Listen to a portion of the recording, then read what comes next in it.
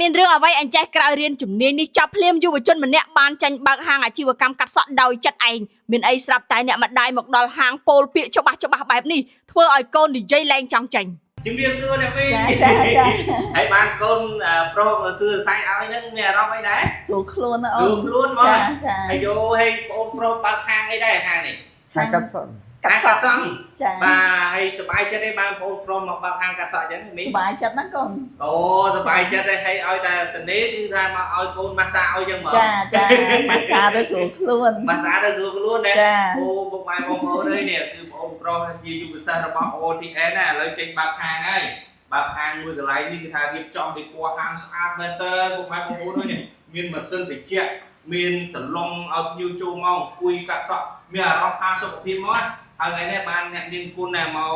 អង្គុយនៅក្នុងហាងហ្នឹងឲ្យកូនកំឡោះឥឡូវដូចលែងកំឡោះហើយមានលោកគុណហើយម៉ាស្សាឲ្យណាចាលុយមែនទេណាកូនម៉ាស្សាឲ្យរាល់ថ្ងៃម៉ាស្សាឲ្យរាល់ថ្ងៃហ្មងចាអាយយហើយអូនប្រុសបានចេះជំនាញកាត់សក់ហ្នឹងរៀនមកពីណាបងរៀនពីសាលា OTS រៀនពីសាលា OTS រៀនកាត់សក់នៅ OTS ចេះទាំងជំនាញចេះទាំងរបៀបដឹកនាំគ្រប់គ្រងចាត់ចែងអាជីវកម្មហាងកាត់សក់រកចំណូលបានពេញមួយជីវិតបាទឥឡូវចេញបើកហាងបាទហើយហាងខ្លួនឯងនៅកន្លែងណាមើលឲ្យពុកម៉ែបងប្អូនខ្ញុំនៅមុខសាលាសម្ដេចហ៊ុនសែនព្រៃវែងអញ្ចឹងបាទ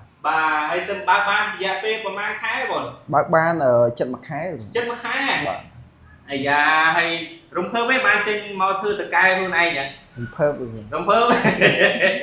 មើលការនៅរៀនមានម៉ាក់ជួយជុំច្រែងយ៉ាងម៉េចខ្លះដែរបានប្រូដល់ចេះជំនាញនេះម៉ាក់គាត់ជួយផ្គត់ផ្គង់ខ្លះអូអ្នកមានគុណជួយផ្គត់ផ្គង់ហ្នឹងអញ្ចឹងហើយបានមកម៉ាស្សាជូនអ្នកមានគុណនេះឃើញអ្នកវិញញញឹមទឹកពុករីករាយតែម្ដងបានកូនប្រុសណាបានកូនចេះឲ្យម្ដាយហើយនៅ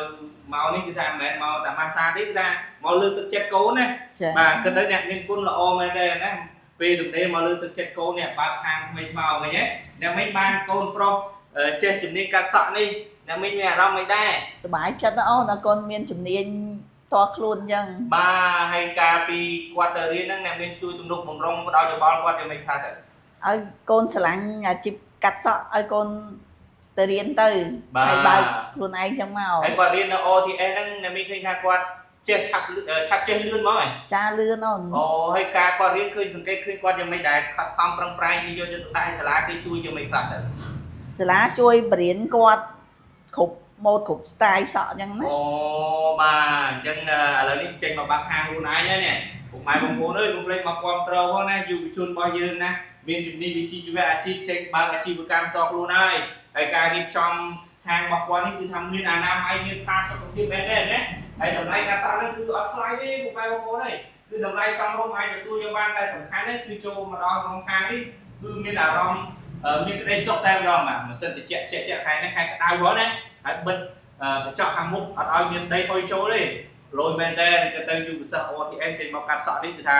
អស្ចារ្យមែនតើណាអញ្ចឹងអរគុណណាអ្នកមីងអរគុណបងចា